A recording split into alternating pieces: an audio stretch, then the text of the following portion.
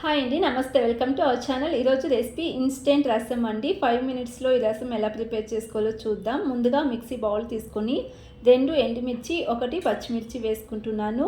1 teaspoon pepper, 1 teaspoon జీలకర్ర, 7-8 వెల్లుల్లిపాయలని వేసుకోండి. తర్వాత కొద్దిగా కొత్తిమీర వేసుకుంటున్నాను.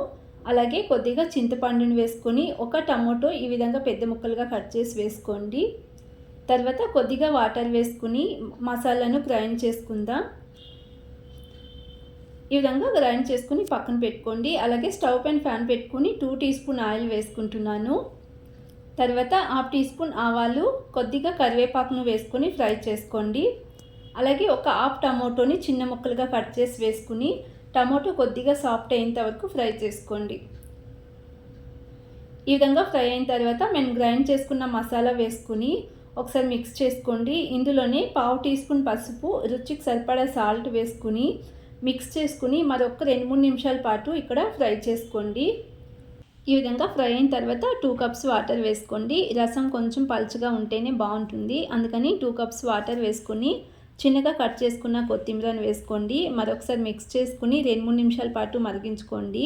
మరి ఎక్కువగా మరిగించుకున్న ఈ రసం ఫ్లేవర్ అన్నది పోతుంది, అందుకని 2-3 నిమిషాల తర్వాత స్టవ్ ఆఫ్ చేసేసుకుంటే ఇన్స్టెంట్ రసం రెడీ అండి. ఈ రసం ఆ రైస్లోకి అయితే చాలా బాగుంటుంది, సూప్గా కూడా తాగొచ్చు.